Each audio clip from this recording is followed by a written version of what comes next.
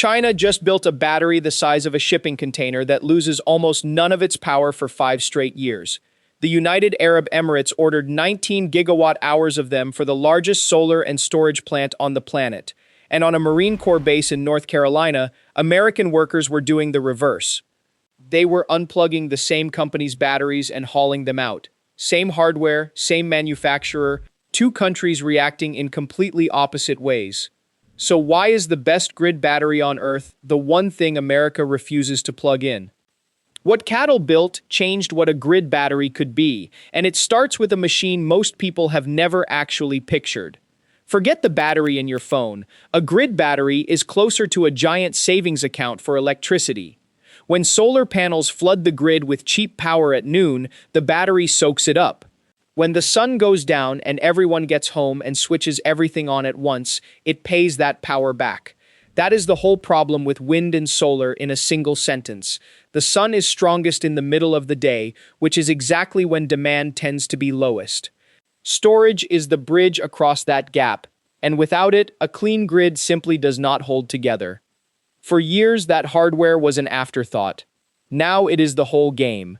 And the company that owns it is a Chinese firm called CATL. In April of 2024, CATL revealed a system it calls Tenor.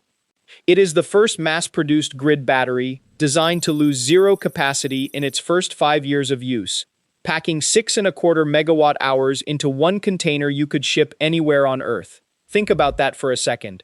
A battery that does not fade, built on an assembly line, ready to drop onto any grid in the world. And durability was only half of it. CATL squeezed about 30% more energy into the same footprint and shrank the land each station needs by a fifth. It holds more power in the same space, sits on less ground, and barely ages. That combination is why the orders started pouring in. And here is the detail most people miss. Tenor is already rolling off production lines, and it sits at the top of a supply chain China controls. In 2024, CATL shipped more than a third of every grid storage battery sold on the planet. That was its fourth straight year at number one, beating its nearest rival by more than 23 points. Its neighbor BYD sat right behind it. In just the first 9 months of that year, CATL pushed out nearly 36 gigawatt hours of storage batteries, close to double what it had shipped over the same stretch a year earlier. The demand was doubling in a single year. Between them, two Chinese companies now decide what much of the world's storage is made of.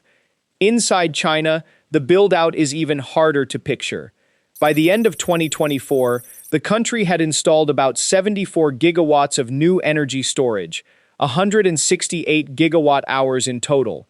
That is more than double what it had 1 year earlier and roughly 20 times what it had just 3 years before. That is not a typo, 20 times in 3 years. So when the rest of the world went shopping for storage, it went straight to the source. The United Arab Emirates picked CATL to supply 19 gigawatt hours for a solar project so large it can deliver a full gigawatt of clean power around the clock, a $6 billion plant. Saudi Arabia signed with BYD for 12.5 gigawatt hours. One after another, the biggest energy projects on Earth are being built on Chinese batteries. Everyone, it seemed, wanted in. Everyone except one. Because while the world was signing contracts, the United States was tearing the technology out. It started at Camp Lejeune, a Marine Corps base in North Carolina, running a CATL battery system. A bipartisan group of lawmakers looked at who made those batteries and saw a company they viewed as tied to the Chinese state, wired into critical American infrastructure. Their worry was not abstract.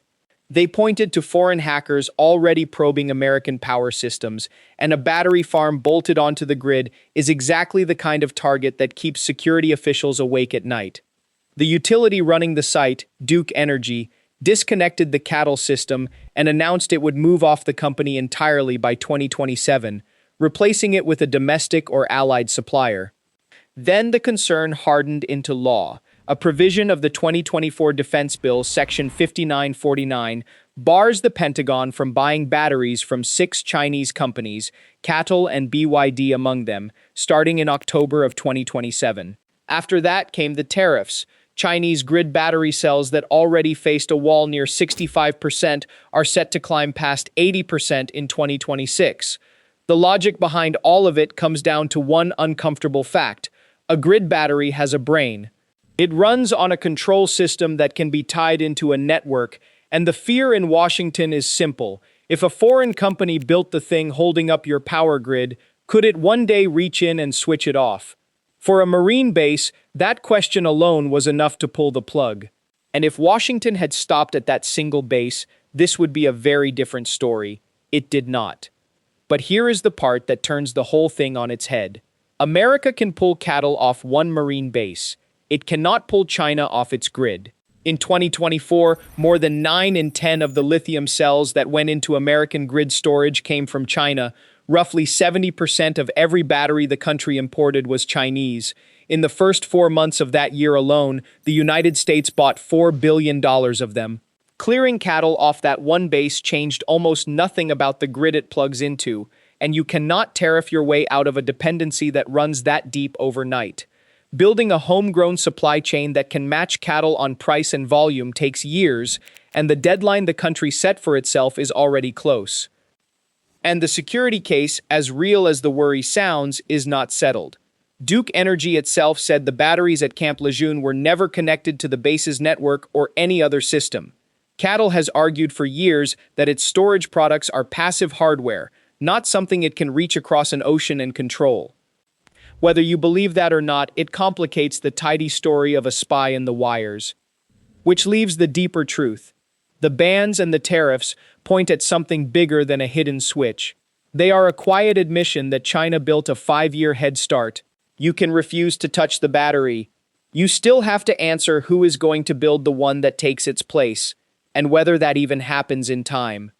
If you are the kind of person who wants the machine behind the headline, and not just the headline, this channel is built for you.